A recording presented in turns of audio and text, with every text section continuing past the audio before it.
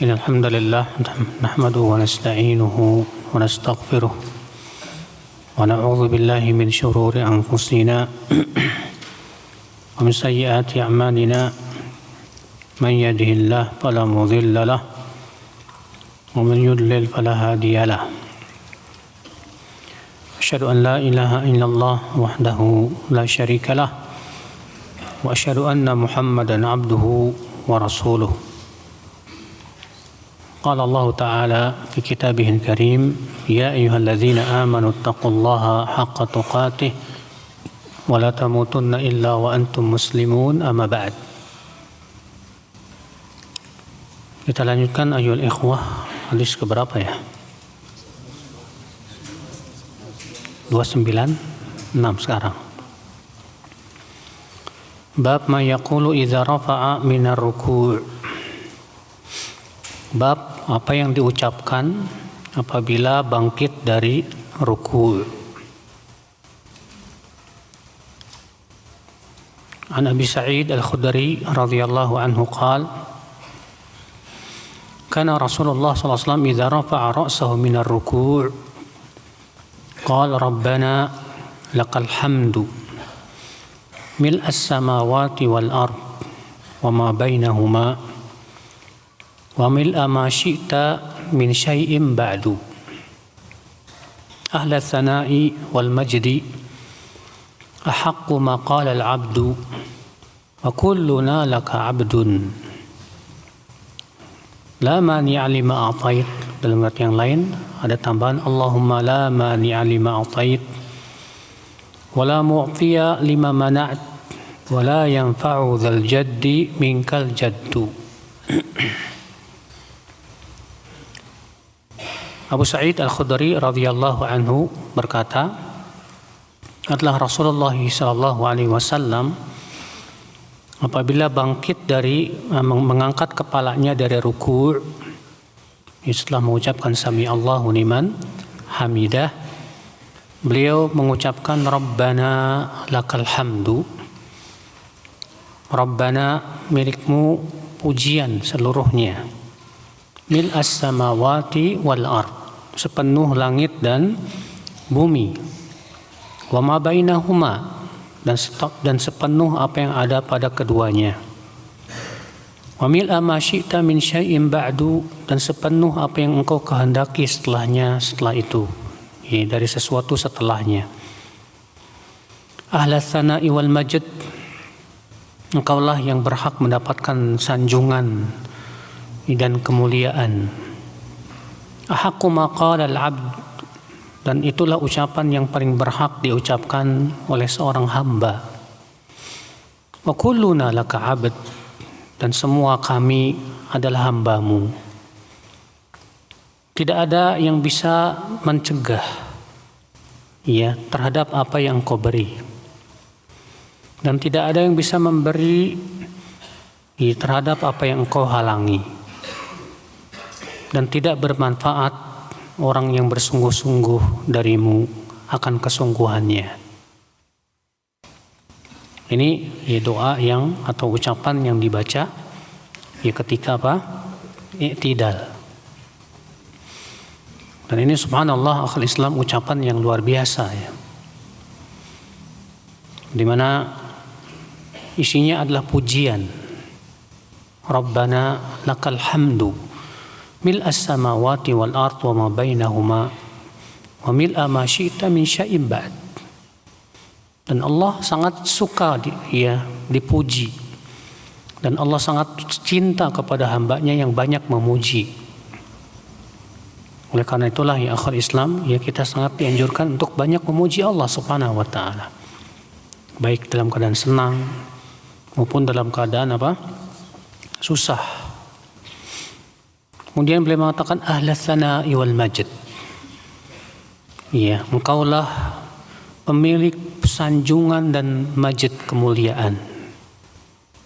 Karena Allah Subhanahu wa taala yang sempurna dari seluruh sisi-sisinya, semua sifatnya, semua namanya. Sedangkan manusia kelebihannya adalah diberi oleh Allah. Manusia ya tidak berhak sebetulnya untuk dipuji, Pak. Kenapa? Karena semua yang ia miliki Allah yang memberi.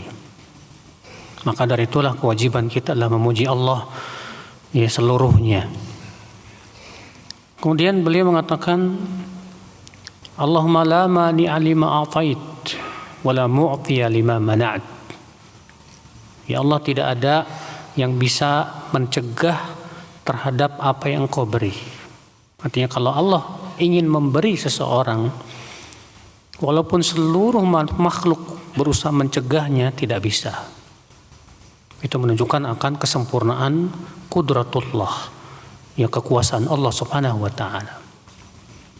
Demikian pula kalau Allah ya ingin mencegah seseorang dari rezeki, walaupun seluruh manusia mau memberinya, tetap tidak bisa. Semua di tangan Allah Subhanahu wa taala. Wala yanfa'u dzal jaddi minkal jaddu. Dan tidak bermanfaat kesungguhan.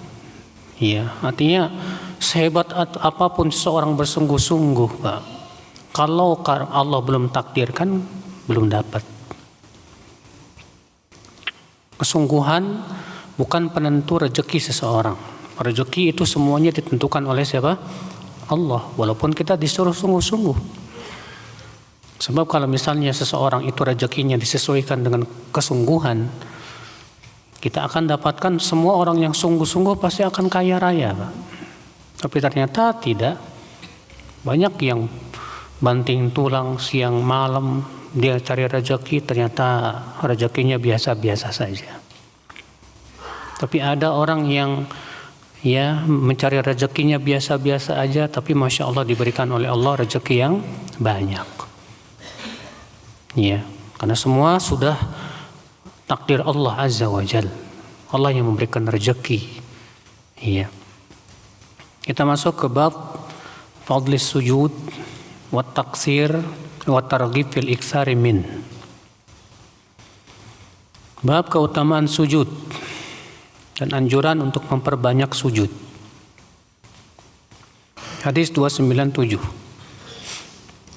Al-Ma'dan bin Abi Talhah al-Ya'mari qala لقيت ثوبان مولى رسول الله صلى الله عليه وسلم فقلت أخبرني بعمل أعمله يدخلني الله به الجنة أو كما قال قلت بأحب الأعمال إلى الله فسكت ثم سألته فسكت ثم سألته الثالثة فقال سألت عن ذلك رسول الله صلى الله عليه وسلم فقال عليك بكثرة السجود لله فإنك لا تسجد لله سجدة إلا رفعك الله بها درجة وحط عنك بها خطيئة قال معدان ثم لقيت أبا الدرداء فسألته فقال لي مثل ما قال ثوبان. Dari Ma'dan bin Abi Talhah al-Ya'mari, ia berkata, aku bertemu dengan Thauban, maulanya Rasulullah sallallahu alaihi wasallam. Apa itu maula, Pak? Maula itu bekas budak, ya, yang kemudian dimerdekakan oleh Rasulullah sallallahu alaihi wasallam. Lalu aku berkata, kabarkan kepadaku ya suatu amal yang bisa aku amalkan, yang dengan amal itu Allah masukkan aku ke surga. Atau aku berkata, amal yang paling dicintai oleh Allah. Maka beliau diam. Kemudian aku bertanya lagi, beliau pun diam. Kemudian aku bertanya yang ketiga, maka beliau berkata, aku pernah bertanya tentang hal itu kepada Rasulullah sallallahu alaihi wasallam. Maka beliau bersabda, hendaklah kamu memperbanyak sujud kepada Allah, maksudnya salat ya.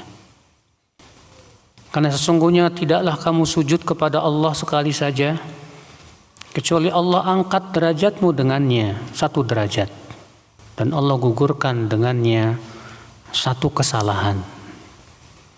Berkata Ma'dan, kemudian aku bertemu juga dengan Abu Darda.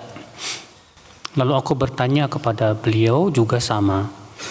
Maka beliau pun menyampaikan kepadaku persis yang disampaikan oleh Thauban. Hadis ini akhi menunjukkan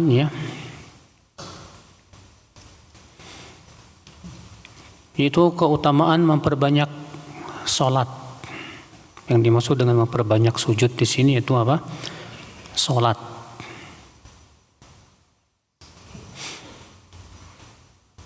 Dan hadis ini dijadikan dalil oleh sebagian ulama bahwa memperbanyak sujud itu lebih utama daripada memperpanjang berdiri. Memang terjadi ikhtilaf para ulama mana yang lebih utama. Apakah memperpanjang berdiri lebih utama, yang akibatnya tentu sujudnya jadi sedikit, atau memperbanyak rakaat sehingga sujudnya lebih banyak? Jumhur ulama mengatakan bahwa memperpanjang berdiri itu lebih utama. Berdasarkan hadis Rasulullah SAW sabda, afdhalus shalah tulul qunut. Salat yang paling utama adalah yang paling panjang kunutnya, maksudnya berdirinya. Juga dikarenakan itu perbuatan Rasulullah. Rasulullah SAW pernah suatu malam beliau salat malam itu dalam satu rakaat membaca surat Al-Baqarah, An-Nisa, Ali Imran. Bayangkan 3 surat yang panjang ini dibaca oleh Rasulullah SAW dalam satu rakaat, Pak. Iya. Dan itu juga yang diamalkan oleh para sahabat setelahnya. Disebutkan bahwa para sahabat di bulan Ramadan mereka sholat malam, sholat tarawih, satu rakaatnya membaca ratusan ayat sampai mereka bertelekan di atas tongkat-tongkat, dan baru selesai sholat menjelang sahur. Saking panjangnya sholat mereka. Sebagian ulama mengatakan tidak, yang paling utama adalah memperbanyak sujud itu, Pak. Dasarnya mana hadis ini? Nabi mengatakan hendaklah kamu memperbanyak sujud. Iya, dan disebutkan dalam hadis juga bahwa Rasulullah SAW sabda, idza qama rajul yusalli wudi'at dhunubuhu fawqa ra'sihi. Apabila seseorang berdiri salat, maka dosa-dosanya itu akan disimpan di atas kepalanya atau di atas pundaknya. Fa idza raka, apabila dia ruku, tanatsarat khataya, akan bergugurannya, berjatuhanlah dosa-dosanya itu. Apabila dia bangkit, berdiri lagi, akan diletakkan lagi dosanya itu. Fa idza sajad, apabila ia sujud, itu dosa-dosanya berjatuhan lagi, Pak. Sehingga Abdullah bin Umar berhujah dengan hadis tersebut, bahwa yang paling utama adalah memperbanyak ruku dan sujud. Sementara Syekhul Islam Taimiyah pendapatnya adalah kalau berdirinya panjang, maka yang sunnah ruku dan sujudnya pun panjang. Kalau berdirinya tidak panjang, maka ruku dan sujudnya pun sunnahnya tidak terlalu panjang. Dan pendapat Syekhul Islam Taimiyah ini itu yang lebih mendekati dalil-dalil.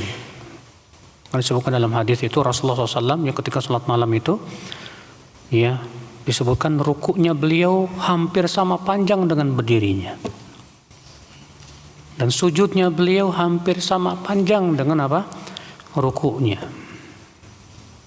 Demikian Rasulullah SAW melakukannya.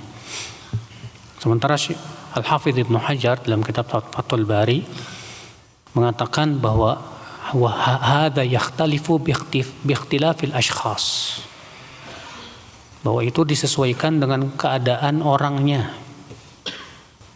Kalau suatu ketika misalnya kita sholat, kita kok lebih senang untuk panjang begitu, Pak, maka pada waktu itu lebih baik dipanjangkan. Tapi ketika ada orang yang dia kalau panjang malah kurang mampu, maka pada waktu itu lebih baik dia memperbanyak ruku dan sujud. Ya Allah a'lam. Dan memperbanyak sujud itu Pak, dianjurkan oleh Rasulullah SAW kepada seorang sahabat yang meminta. Waktu itu Rasulullah bersabda kepada sahabat itu, sal, silakan kamu minta. Apa kata sahabat ini? As'alu murafaqataka fil jannah. Aku minta agar bisa menemanimu di surga, wahai Rasulullah. Kata Rasulullah SAW, awa ghairu dzalik. Apa tidak ada yang lainnya? Wadak, itu saja. Maka Rasulullah bersabda, fa'inni ala nafsika bikasratis sujud. Maka bantulah aku terhadap dirimu dengan banyak apa? Sujud, maksudnya banyak sholat. Maka salafus saleh kalau kita perhatikan Pak, mereka memperbanyak sholat. Disebutkan bahwa Imam Ahmad bin Hanbal setiap harinya sholat 300 rakaat. Iya. Itu sholat apa ya 300 rakaat, banyak bener. Sholat mutlak. Sholat sunnah apa? Mutlak, 2 rakaat, 2 rakaat, 2 rakaat, 2 rakaat, 2 rakaat, terus saja. Itu kalau antum nggak banyak kerjaan Mas. Kalau antum ada kerjaan di kantor atau antum harus cari nafkah, ya tentu itu lebih utama. Karena melaksanakan kewajiban lebih didahulukan daripada melaksanakan apa? Yang sunnah. Kita lanjutkan bab ad-du'a fis sujud. Bab berdoa dalam sujud. Hadis 298. An Abi Hurairah radhiyallahu anhu anna Rasulullah sallallahu alaihi wasallam qala aqrabu ma yakunu al-'abdu min rabbih wa huwa sajid fa'akthiru ad-du'a. Sedekat-dekat seorang hamba kepada Rabb-nya yaitu dalam keadaan ia sedang sujud, maka perbanyaklah berdoa saat itu. Hadis ini menunjukkan akhwat Islam, ya, anjuran memperbanyak berdoa ketika sujud. Sujud yang mana? Apakah sujud terakhir aja? Karena kebanyakan, ya, di antara kita ada yang memahami, Pak, dia memperpanjang sujudnya itu sujud terakhir doang, Pak. Kita katakan mana dalilnya? Mana dalilnya bahwa Rasulullah SAW ya hanya memperpanjang sujud terakhir saja? Kalau dia tidak bisa membawakan dalil, hati-hatilah jika dia termasuk orang yang berbuat bid'ah dalam agama. Karena mengkhususkan dalil itu harus dengan dalil, bukan dengan pendapat, Mas. Iya. Dan tidak ada dalil Rasulullah SAW mengkhususkan doa di sujud terakhir. Di sini mutlak, ya, bahwa sedekat-dekatnya seorang hamba kepada Allah saat kapan? Sujud. Maka perbanyaklah berdoa saat sujud, kata Rasulullah sallallahu alaihi wasallam. Sekarang bagaimana Ustaz? Saya ingin memperbanyak doa, tapi masalahnya nggak banyak hafal doa Rasulullah. Boleh nggak berdoanya dengan pakai bahasa Indonesia? Para ulama dalam hal ini berbeda pendapat menjadi 4 pendapat. Sebagian mengatakan tidak boleh sama sekali. Secara mutlak nggak boleh. Sebagian mengatakan boleh sama sekali, mutlak boleh. Ini apa tabrakan, Mbak. Yang satu mengatakan tidak boleh sama sekali, yang satu mengatakan boleh sama sekali. Yang satu lagi memberikan perincian. Bagi orang yang bisa bahasa Arab, maka tidak boleh, haram. Tapi bagi mereka yang tidak bisa bahasa Arab, boleh. Pendapat yang terakhir, bagi mereka yang bisa bahasa Arab, makruh, tidak sampai haram. Dan bagi mereka yang tidak bisa bahasa Arab, boleh. Iya. Sehingga kalau kita perhatikan, bagi orang yang tidak bisa bahasa Arab, kebanyakan ulama mengatakan boleh. Kenapa demikian? Karena Allah berfirman, la yukallifullahu nafsan illa wus'aha. Kalau ada orang berkata, bukankah ya Rasulullah melarang kita mengucapkan kata-kata di luar sholat?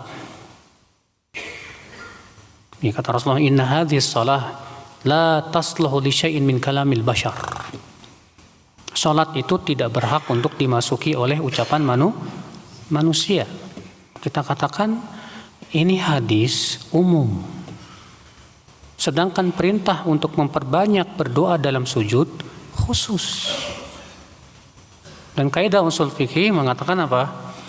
Apabila hadis yang umum bertemu dengan yang khusus, maka yang umum itu dikhususkan. Maka dari itu pendapat yang sahih, wallahu a'lam, bagi mereka yang tidak bisa bahasa Arab boleh dengan bahasa Indonesia. Nah, pertanyaannya, diucapkan atau dalam hati? Diucapkan. Karena doa itu ya tempatnya di lisan, bukan di hati, Pak. Iya. Nah, itu pendapat kebanyakan ulama. Tapi kalau antum cukupkan dengan doa-doa Rasulullah itu lebih utama. Kenapa? Karena antum telah keluar dari perselisihan. Tapi kalau misalnya terkadang ada satu doa yang kita ingin berdoa dengannya dan tidak ada memang dalam Al-Quran dan hadis gitu loh, tapi dari diri kita sendiri gitu, tapi nggak bisa bahasa Arabnya, ya udah nggak masalah, ya silakan saja. Bab ala kam yasjud. Bab di atas berapa sujud, artinya anggota sujud itu ada berapa. Hadis 299. An Ibnu Abbas radhiyallahu anhuma anna Rasulullah sallallahu alaihi wasallam qala umirtu an asjuda ala sab'ati a'dhum al-jabhah wa asyara bi yadihi ala anfihi wal yadaini war rijlaini wa atrafil qadamaini wa la naqfita thiyab wala sya'r. Dari Ibnu Abbas, semoga Allah meridainya, bahwasanya Rasulullah SAW bersabda, aku diperintahkan untuk sujud di atas 7 anggota, di atas 7 tulang.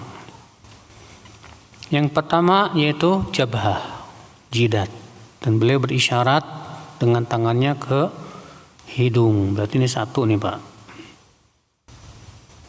Yang kedua dan ketiga yaitu 2 telapak tangan. Kemudian yang keempat dan kelima 2 kaki. Ya. Yaitu ujung-ujung jarinya. Dan kami ya tidak melipat baju, tidak pula rambut.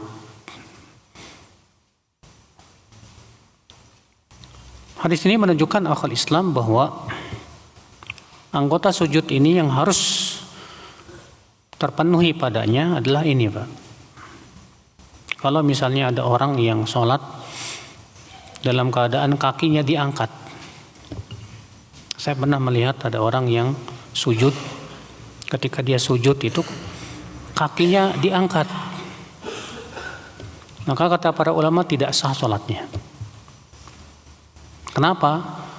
Karena kaki itu termasuk rukun anggota sujud. Ya. Nah sekarang jadi masalah, bagaimana dengan jidat? Apakah harus nempel ke mana? Bagaimana kalau misalnya terhalang? Para ulama memberikan perincian seperti yang dikatakan Syekh Abdurrahman As-Sa'di. Kalau yang menghalangi jidat kita itu adalah kain yang tidak ada hubungannya dengan badan kita, seperti sajadah, tikar, maka ini boleh, nggak masalah. Kenapa? Karena Rasulullah SAW pernah sholat di atas tikar? Tidak. Rasulullah bahkan punya khumroh. Khumroh itu kain kecil, sajadah kecil. Ya, beliau biasanya kalau sholat itu dengan memakai itu, Pak, khumroh, pakai sajadah kecil itu. Iya. Makanya kalau antum melihat suka ada orang bawa sajadah kecil itu sebetulnya memang sunnah. Rasulullah biasanya melakukan seperti itu, cuman usahakan sajadahnya jangan yang bergambar, Pak. Iya. Tapi kalau pakaian itu menempel dengan tubuh kita, seperti pakaian baju, maka akal Islam tidak boleh menghalangi jidat. Kecuali kalau memang keadaannya butuh seperti sangat panas atau sangat dingin.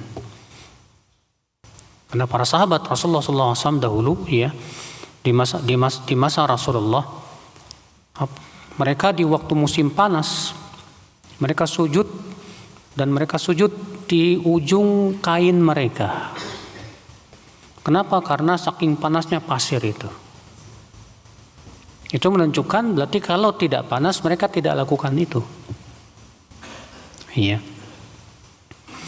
Hadis ini juga menunjukkan akal Islam tidak bolehnya menggulung kain. Tidak bolehnya menggulung apa? Sebagaimana dengan sarung, Ustaz, saya kan menggulung. Kita katakan menggulung sarung itu tujuannya karena mau ngikat, Pak. Kalau antum nggak gulung, terus gimana dong ngikatnya? Iya.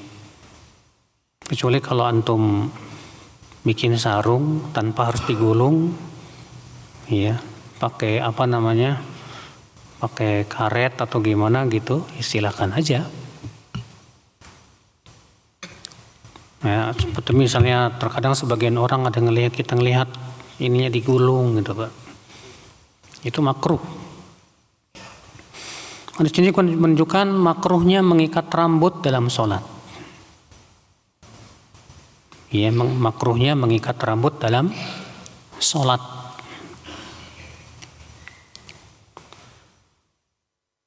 Hadis berikutnya, babul i'tidal fis sujud wa raf'ul mirfaqain.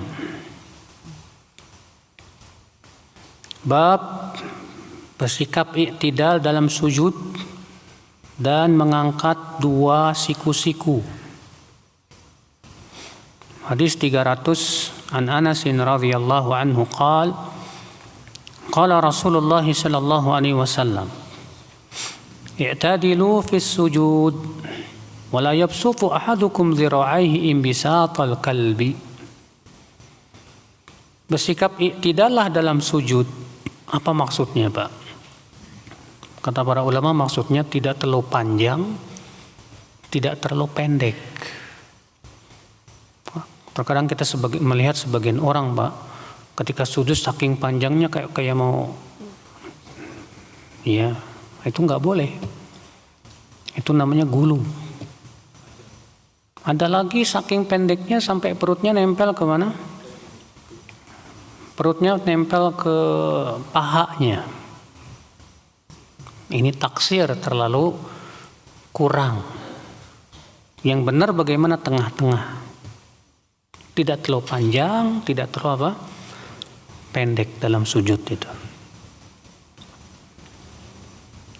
Wala yabsutu ahadukum dhira'aihi imbisatal kalb. Dan janganlah seseorang menghamparkan dua hastanya seperti halnya anjing. Untuk melihat anjing kalau lagi duduk, dia hamparkan itu hastanya, di mana siku-sikunya ditempelkan kemana? Ke tanah. Maka ini hukumnya haram, Pak. Wajib ya ketika sujud itu siku-sikunya diangkat, ya.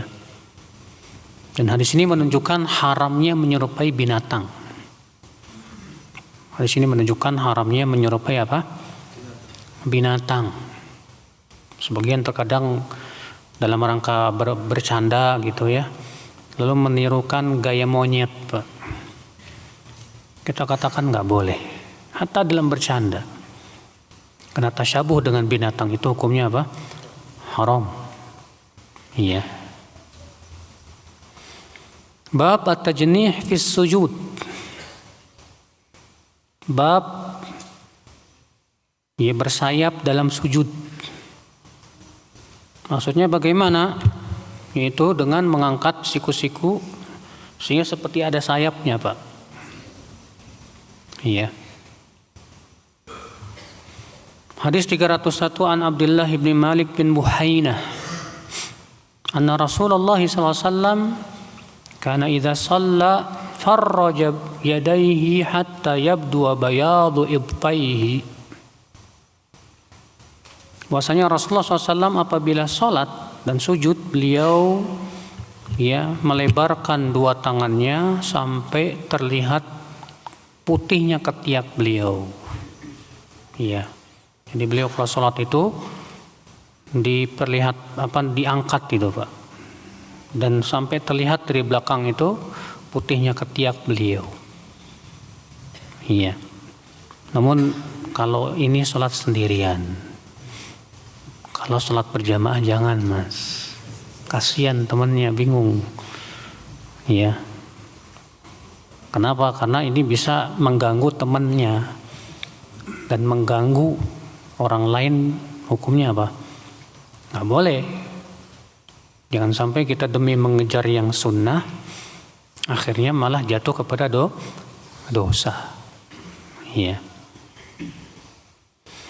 Bab sifatil julus fis shalah. Bab sifat duduk dalam salat. Hadis 302 an Abdullah bin Zubair radhiyallahu anhu qala kana Rasulullah sallallahu alaihi wasallam idza qa'ada fis shalah ja'ala qadamahu al-yusra baina fakhidhihi wa saqihi wa farasha qadamahu al-yumna wa wada'a yadahu al-yusra ala rukbatihi al-yusra wa wada'a yadahu al-yumna ala fakhidhihi al-yumna wa asyara bi isbi'aihi. Dari Abdullah bin Zubair, semoga Allah meridainya, ia berkata adalah Rasulullah SAW apabila duduk dalam sholat, maksudnya itu duduk terakhir, beliau menjadikan kaki kirinya di antara paha dan betisnya. Gimana? Beliau menjadikan kaki kirinya di antara paha dan betisnya dan menghamparkan kaki kanannya. Kepikiran nggak sama antum? Iya. Di antara paha dan apa? Betis. Apa? Berarti gimana?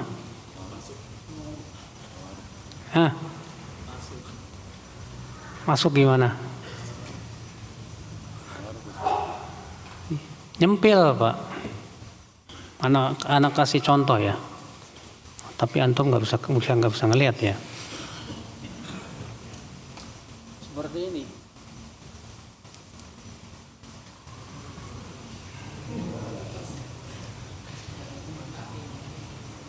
Ya, lihat lah.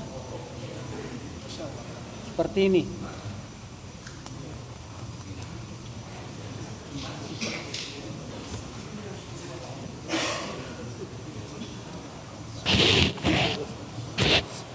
Lihat nggak? Nggak lihat ya? Jadi kaki kirinya itu di antara paha dan betis, nyempil dia, Pak. Begini. Lihat tadi? Iya. Dan menghamparkan kaki kanannya, tadi sudah kita sebutkan tadi. Iya. Dan meletakkan tangan kirinya di atas lututnya yang kiri. Tangan kirinya di atas lututnya yang, dan meletakkan tangan kanannya di atas pahanya yang kanan. Dan beliau berisyarat dengan isbi'aihi, dengan apa? Telunjuknya. Iya. Ikhwatul Islam, riwayat ini sebetulnya Pak, masalah tadi meletakkan kaki kiri di antara paha dan betis. Terjadi perselisihan periwayatan atau para perawi. Dalam riwayat Abu Daud, ya, dengan lafaz seperti ini. Ja'ala qadamahul yusra tahta fakhidhil yumna wa saqihi. Beliau menjadikan kaki kirinya di bawah ya, paha dan betisnya. Seperti halnya antum tawaruk biasa. Iya. Dan Syekh Bakar Abu Zaid lebih merojihkan lafaz ini daripada lafaz Muslim. Akan tetapi akhul Islam, saudaraku seiman, sebetulnya kalau kita kumpulkan periwayatan-periwayatannya, akan kita dapatkan bahwa periwayatan Sahih Muslim itu lebih kuat daripada periwayatan Abu Daud.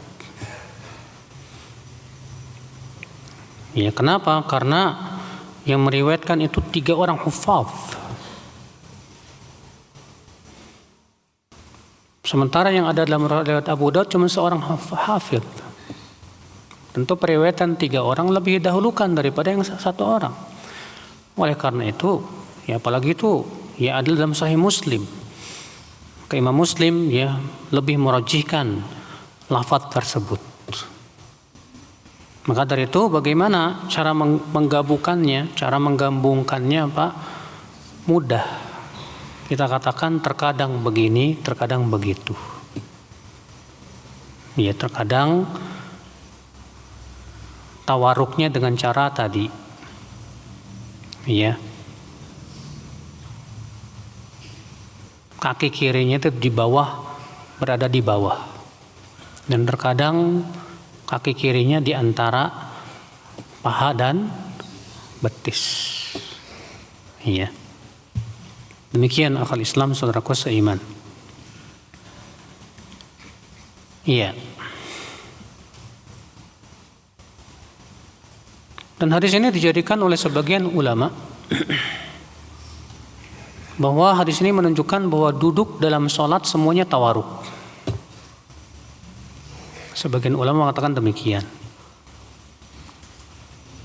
Sebagian ulama lagi berpendapat bahwa duduk dalam sholat semuanya iftirash, tidak ada tawaruk. Sebagian lagi memberikan perincian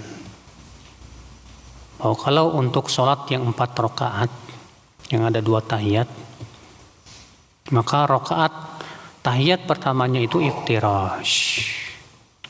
Dan tahiyat keduanya itu apa? Tawarruk. Dan itulah pendapat yang paling kuat. Karena itu yang ditunjukkan oleh hadis ya Abu Humaid ya Al-Ansari radhiyallahu an ketika menyebutkan tentang sifat salat Rasulullah SAW di 4 rakaat. Ya. Allahu a'lam. Nah, jadi Pak, duduk tawaruk berarti ada 2 cara Pak. Duduk tawaruk ada 2 cara. Cara yang pertama tadi yaitu kaki kirinya nyempil gitu Pak. Iya, mungkin di antara itu banyak yang baru tahu ya. Anak udah tahu lama sih sebetulnya, cuman ya jarang mengamalkan gitu. Jarang mengamalkan. Iya. Karena entah lupa atau karena takut dianggap aneh sama orang-orang. Kok gitu cara duduknya gitu kan. Tapi memang harus diamalkan Pak.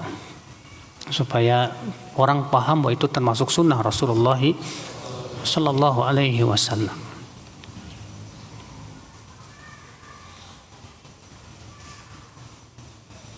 Syekh Bakar Abu Zaid malah mengingkari riwayat Muslim ini Pak. Alasannya kata beliau tidak ada ulama yang berpendapat demikian. Tapi dibantah oleh Syekh Utsaimin. Di mana Syekh Utsaimin menyurati Syekh Bakar bin Abu Zaid menegur ucapan beliau tersebut. Bahwasanya ya justru ada ulama yang mengamalkannya di zaman dahulu. Kemudian beliau mengutip perkataan Al-Imam Ibnu Qayyim rahimahullah. Iya. Bab al-iqa' al-qadamain. Bab iqa' di atas dua kaki. Apa maksudnya, Pak? Yaitu kedua kaki kita ditegakkan dan kita duduk di atas dua tumit. Paham ya?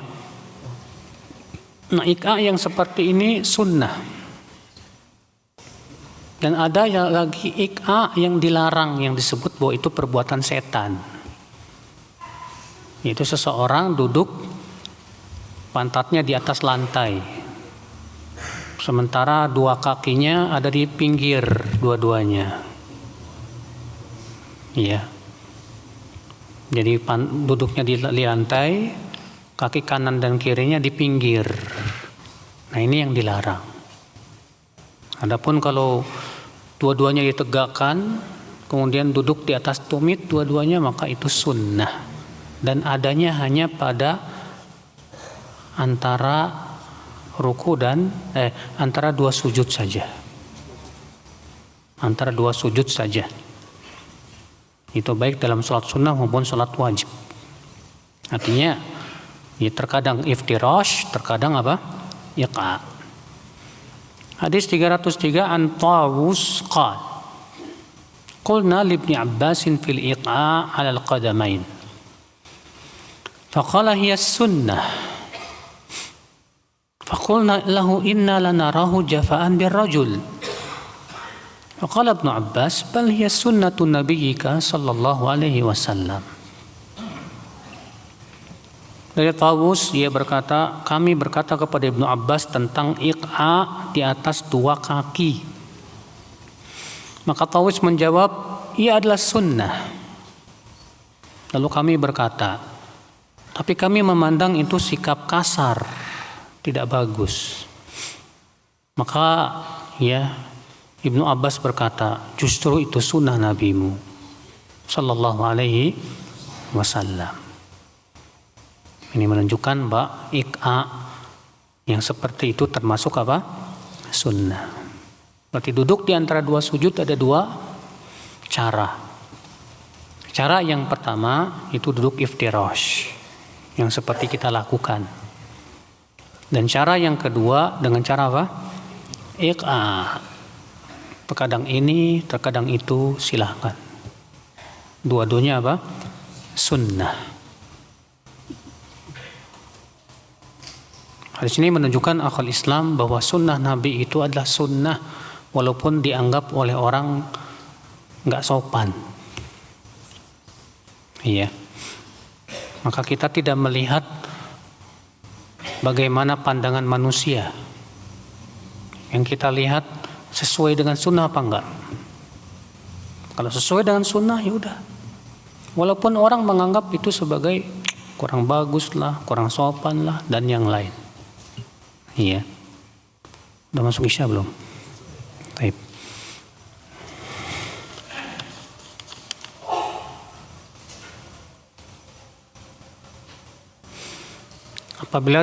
Apakah diperbolehkan dalam sholat jamaah seseorang makmum melakukan duduk iqa' sedangkan imamnya duduk iftirash? Sebaiknya ikut imam. Karena Rasulullah bersabda, innama ju'ilal imamu liutamma bih. Sesungguhnya imam itu dijadikan untuk apa? Diikuti. Ya.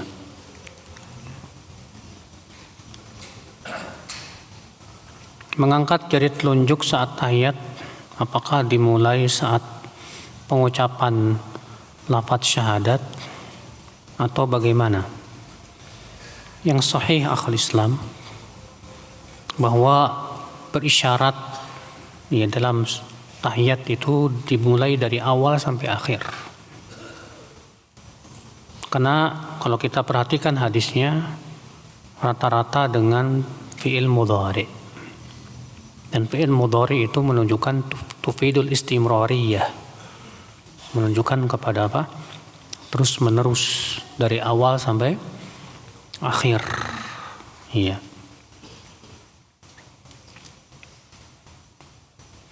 Memang ada juga ulama yang mengatakan yang berisyaratnya pas asyhadu an la ilaha illallah begitu. Kan tetapi wallahu alam yang rajih itu. Yang jelas ini masalah ijtihadiyah memang, Pak. Iya. Karena tidak ada nas yang sharih dalam masalah ini. Kalau kita sholat di belakang imam yang duduk terakhirnya tawaruk, apakah kita ikut tawaruk juga? Sebaiknya demikian. Karena sudah kita sampaikan masalah-masalah ijtihadiyah yang para ulama berbeda pendapat. Yang lebih baik kita ikuti imam. Yang lebih baik kita juga apa? Imam. Apakah bayi yang baru lahir 1 hari lalu meninggal dunia perlu diakikahkan? Iya, sebaiknya diakikahkan kata Syekh Utsaimin rahimahullah.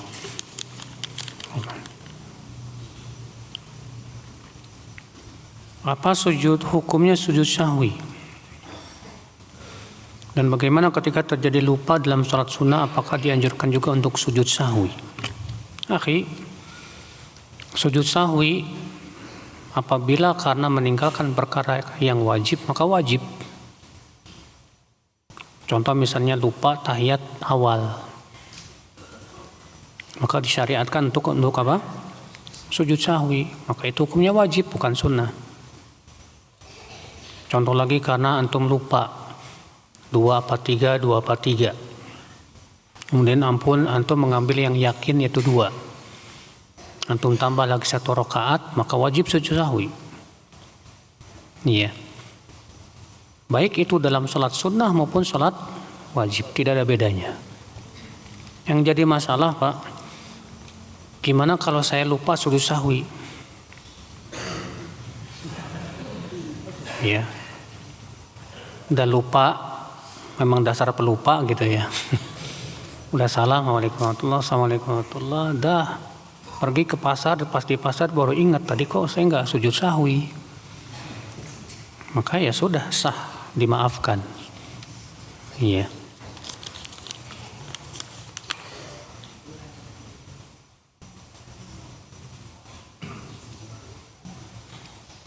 Bagaimana hukumnya menggunakan produk kosmetik yang dilakukan percobaan kepada binatang? Maksudnya binatang itu dikasih kosmetik gitu? Atau gimana? Saya nggak paham ini. Karena masalahnya dilakukan percobaan kepada binatang.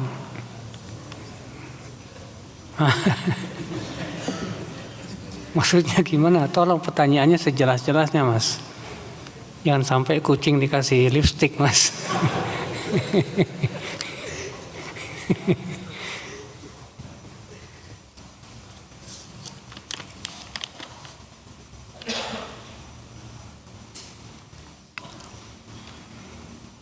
Haramkah wanita memakai bersepeda? Bagaimana Islam memperbolehkan wanita bersepeda? Pertanyaannya, apakah dengan bersepeda menyebabkan auratnya terbuka, tersingkap? Iya. Demikian pula tubuhnya jadi kelihatan lekuk-lekuknya atau tidak? Kalau misalnya dengan memakai sepeda dia aman dari itu semuanya, ya silahkan aja. Tapi kalau tidak aman, maka ya lebih baik jangan.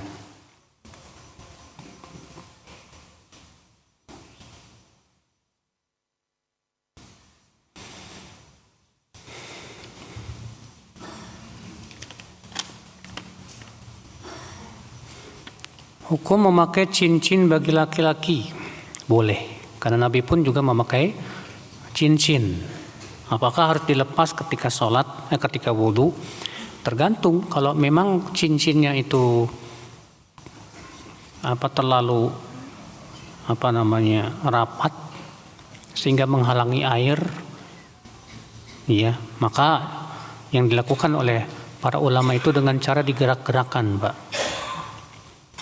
Jadi nggak perlu dilepas, tapi cincinnya itu cukup diputar-putar saja agar air itu masuk ke dalam. Iya. Di jari mana yang sesuai dengan sunnah? Di jari manis dan kelingking. Adapun jari telunjuk dan tengah dilarang oleh Rasulullah SAW.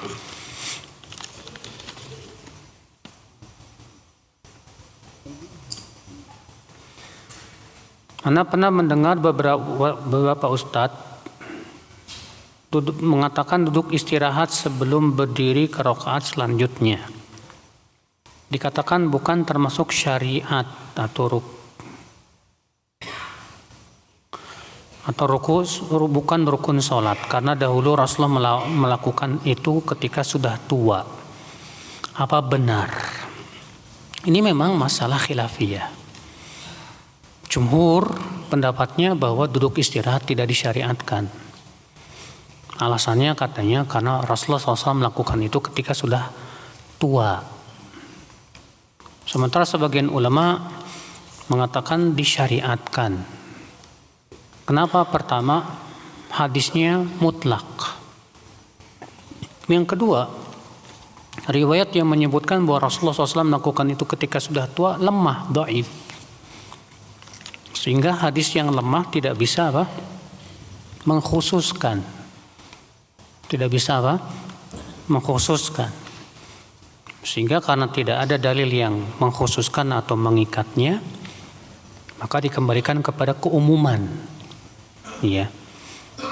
Bahwa Rasulullah lakukan itu secara mutlak, artinya di semua sholat. Yang jelas itu hukumnya sunnah, tidak termasuk rukun. Artinya kalau kita tidak duduk istirahat pun nggak masalah. Iya.